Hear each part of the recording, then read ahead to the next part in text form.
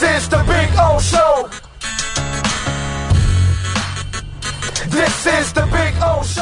All right, there he is, locked and loaded and ready to go. You feeling good? I'm feeling good, man. I am definitely feeling good. How are you? It's Game 7 tonight. It is Game 7. I got my Phillies hat on. I'm feeling I'm not gonna lie to you, I'm feeling nervous. I'm feeling confident, but I am nervous. I thought we were gonna finish it last night, and we didn't. Bats just didn't come alive. Nola got hit early, and now we got to close it out tonight. But we're at home. We got Ranger on the mound. I believe in those bats. It's a night game, so the crowd can go crazy, get time to get into the stadium. So I'm ready for it. It's going to be interesting, though, because the last year, the Phillies were the underdog the whole playoffs. And for the first time in a long time, the Phillies are the favorites. And when you're the favorites, there comes a different pressure. You're expected to win. It'd be a disappointment if they lose versus last year when they felt like they were lucky to be there. And so I believe in the guys, but I am a little nervous. But I think we're ready. Yeah, and I think that's kind of what happened this past week for Dolphins. They want them to win. They want expectations, and they weren't able to meet it. Let's get to before the team. I was talking about the Hard Knocks thing, and I think it's really easy to take, the whole negative route thing and all that. Mm-hmm. I actually think this could be a positive for the Dolphins. Okay. And follow me on this. This isn't Joe Philbin. Mm-hmm. I think Mike McDaniel is one of the most likable coaches in the NFL right now. People that don't follow the Dolphins are following the Dolphins because of the excitement they bring and all that, but also the head coach. He's different than all the other head coaches. And you start to look at the stadium, the practice facility, you start to look at, you're in South Florida, the views, all that, the team's electrifying. Mm-hmm. Then you've got a coach who really can relate with human beings overall. I just don't think this is the uncomfortable Joe Philbin situation with the dysfunction of Jeff Ireland and all that other stuff that was going on in those days. I think there's synergy here. I think there's a structure here. Is there a threshold that they haven't passed yet? Yeah, we all know that. We all know they're a good team. That's my theme. They're a good team. They haven't become great yet. That's what they need to do, right? Right. That's the only thing that's going on here. And so for me, I actually think this could be a really good PR move for the franchise, for the league, and players and agents going, you know what, man, I should send my player there. Players go, you know what, I want to play there, bro. It's South Florida, taxes. Mm-hmm. Look at how cool that coach is. I tend to think what is kind of viewed generally as a negative, I think this actually can be spun as a positive for the Dolphins. Your thoughts on that? So I will say that generally coaches don't love these things because they view them as a distraction, right? Of course. They view that, you're going to be inside our domain. You're going to reveal things to teams that may be a competitive advantage. You're going to reveal things to about our players that become a distraction. And I think the concern is that it's more trouble than it's worth. That being said, you typically only have to worry about that if, one, you have guys that you're worried about doing the wrong thing. And second, I do think that it is a benefit, and Mike McDaniel mentioned this, that you're having NFL Films partner with HBO on this. And if you watch any of the previous Hard Knocks, they very much take team concerns, limitations in mind. Like, for example, the preseason one with the Jets, they told them purposely they did not want to cut players on camera, and they did not want to have cameras inside the meeting rooms and individual meetings while they're going over game plan and scheme. And so those two things were not part of the show. So NFL Films is going to want the Dolphins to be a willing partner rather than force them to do something they're not, beyond doing the show. And so I do think that the questions as far as it being a competitive advantage as far as scheme and as far as getting stuff out that you don't want to get out there is limited because you're going to have some creative control. As far as the benefit, I think you're going to be able to see different perspectives. You're going to see how Mike McDaniel works and maybe see a little bit more of the intertwining of what is becoming a special group and special relationship. The only negative I see out of it, mm-hmm. I think you know where I'm probably going to end up going. People love to spin shit on Tua. Mm-hmm. So something Tua will say or do, and then they're going to want to, dissect it and whatever. And because that poor kid always has to deal with so much bullshit and so much crap. Right. So I that's the only thing I see out of it, because maybe with Tua being so comfortable now, yeah, maybe some of that awkwardness won't be in there that people will gravitate to. That's the only thing I really think that could be a negative. Yeah, Tua is definitely a different guy, but I will say that you saw him, like he did an interview with Michael Smith that ran on NBC. Right. You see him wanting to talk more and more about what he's going through, what he's thinking through his head, right? What makes him go, like these sort of things where I think in the past, he even talked about in an interview, he was reluctant to do certain things on the field, do certain things off the field based off of how the reaction he might have got from his coaching staff, and so I think that I'm less worried about that aspect of it. I do think that what's always interesting for these shows is when things go wrong, because a lot of the filming hasn't started yet. The filming will start when they get back from Germany. And so it'll be from the bye week on that you'll see this Dolphins team. So we've seen the good. They're gonna be starting the show at the very least, 5-3 at the very least, or 6-2, or no, 2 games from now. So they would be starting the show anywhere. Yeah. They would have a winning record anywhere from 7-2 to 5-4, or 6-3. They're going to have a winning record. So they're going to be a positive team when the show starts. But what happens if they go into a losing streak? What happens if they get some unfortunate injuries? That's what's going to be interesting to show that part of the story. Because if I remember right, the Colts did this in season a couple of years ago. And the Colts had a similar situation that I'm referring to where they were way ahead. They were playing really well. And then the show started. And I don't think it's related. I'm not saying that there's a jinx or anything. But they collapsed. And they had a bad collapse against Jacksonville. And this was a bad Jacksonville team. And they lost, like, blown out when all they had to do was win and get in the playoffs.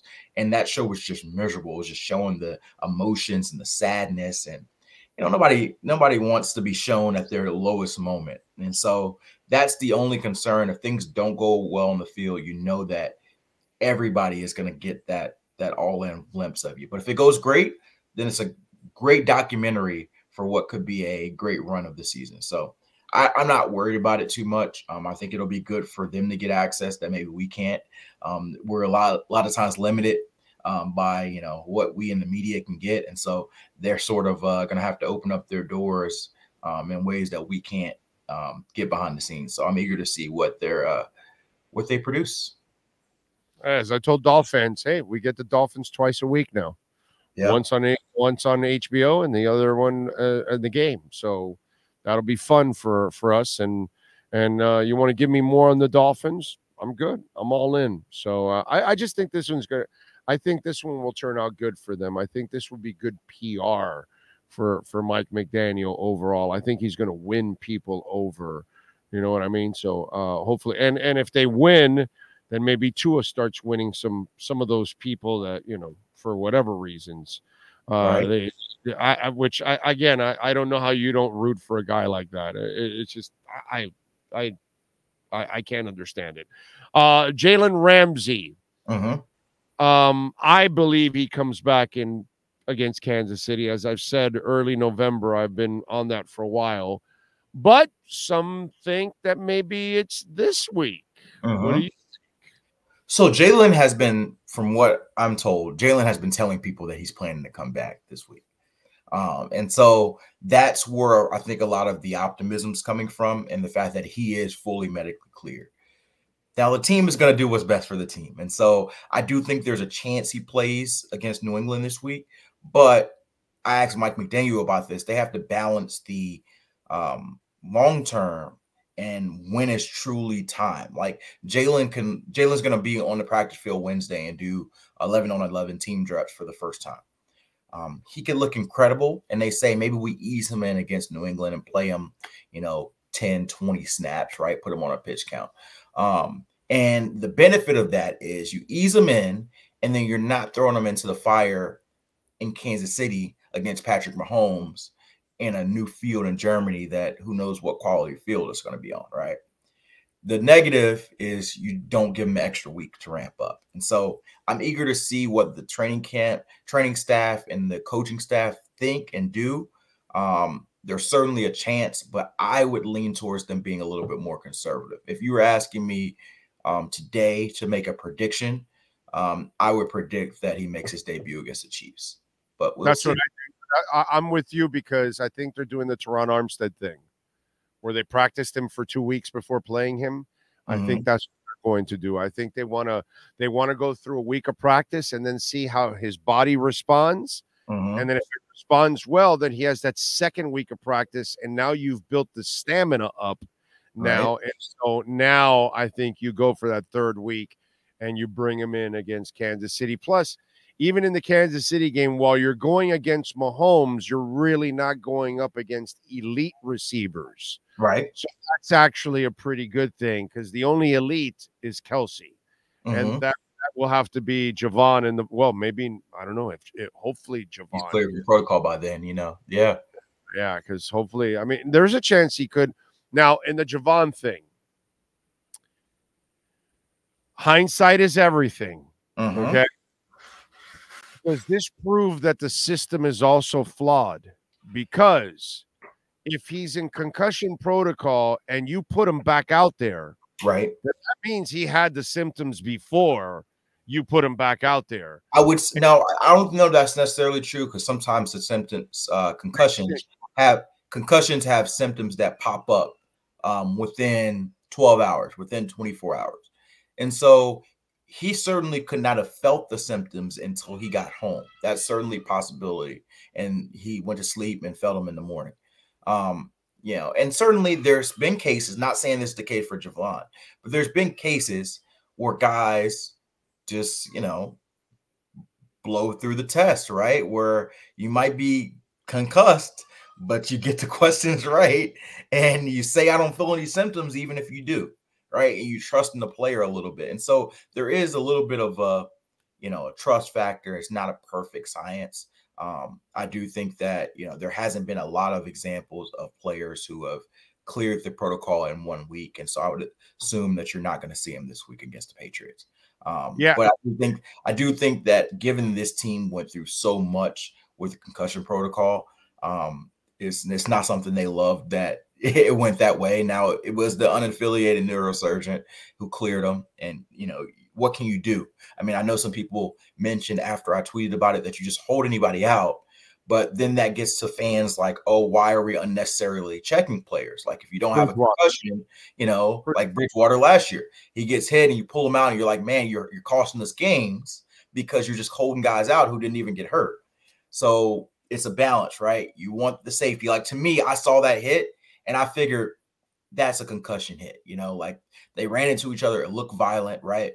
But at the same time, looks don't guarantee it. And so ultimately, David Long, who didn't come back in the game, didn't have a concussion.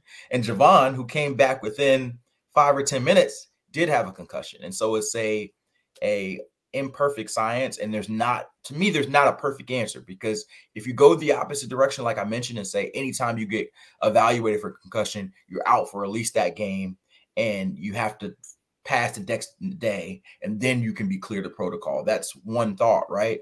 But you eliminate so many players for stuff that may not be related to a concussion, and that affects your play of the game.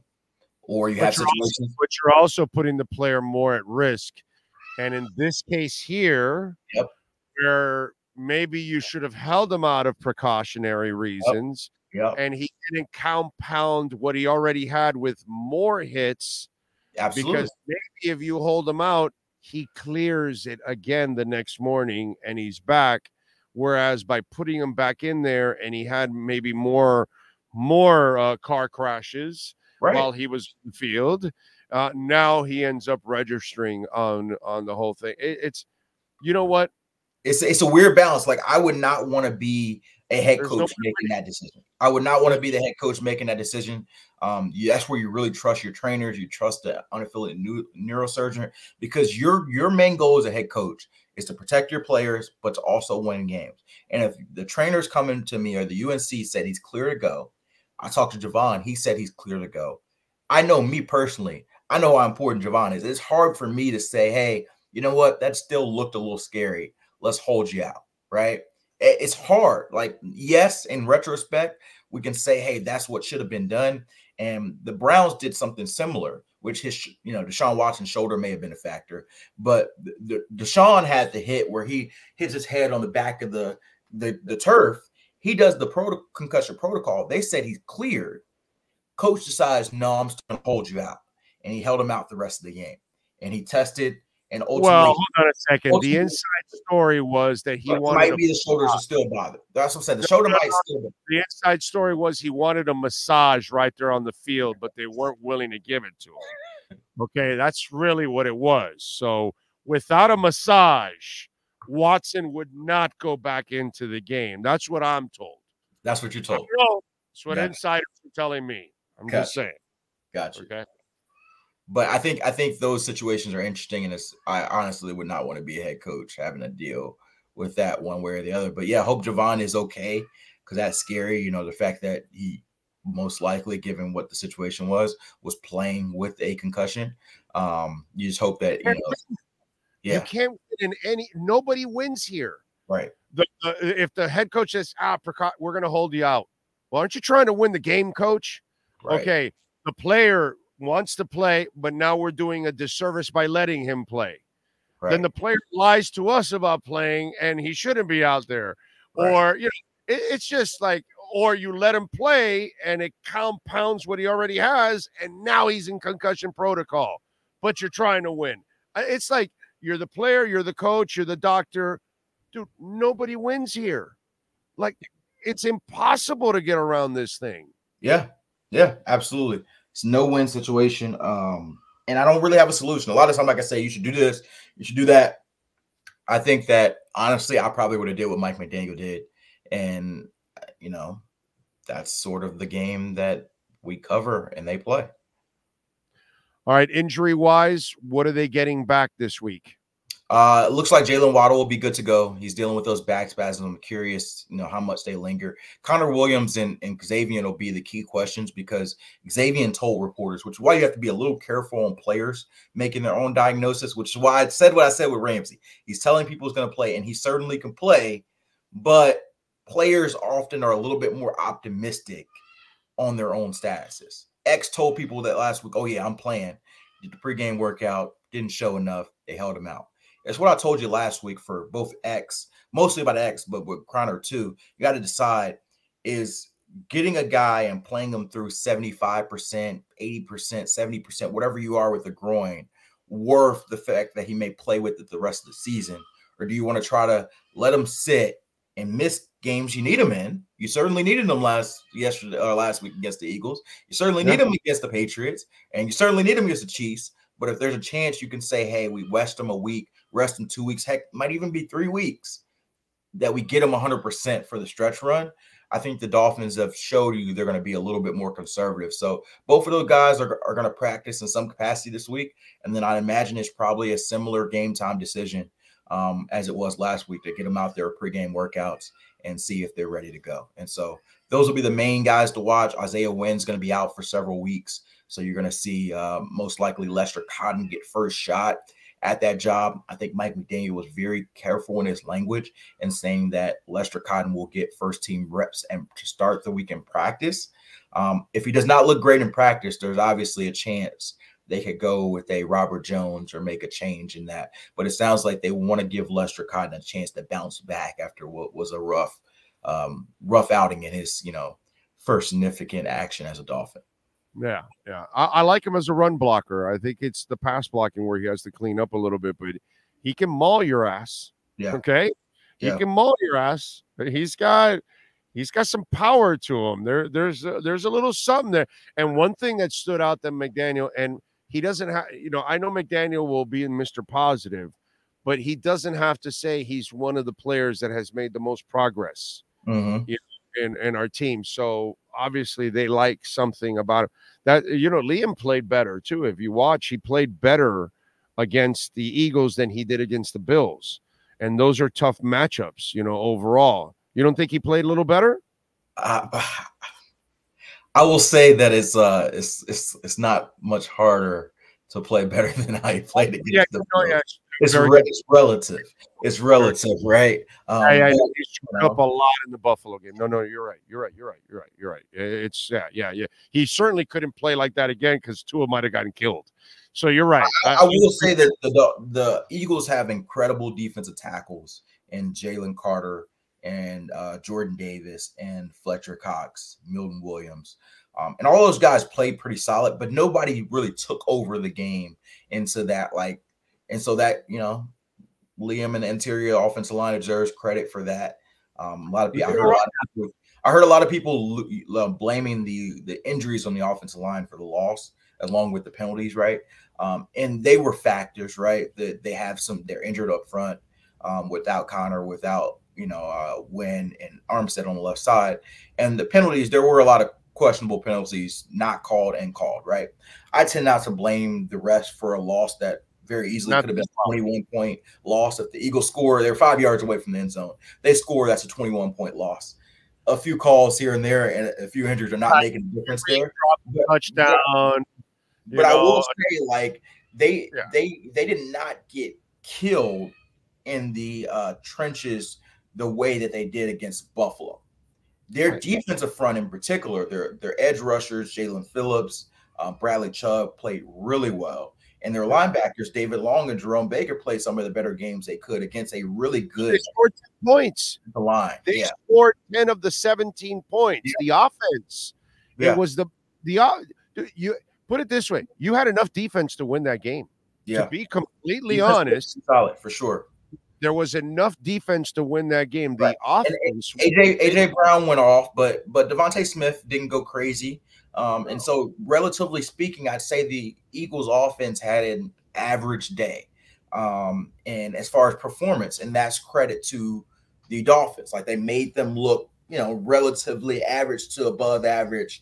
Jalen Hurts had a turnover. And so there's just, there's not a lot of I like the optimism of the defense. They got a softer opponent or a softer matchup this week. And another opportunity to kind of build off that. So we'll see. Yeah. Good stuff. All right. Follow him on Twitter at Cameron Wolf. Catch his work there at the NFL Network. Cam, as always, thank you, my brother. Appreciate you. You too. All right, babe. There we go. Getting it done. Cameron Wolf. We unleash the Wolf Pack.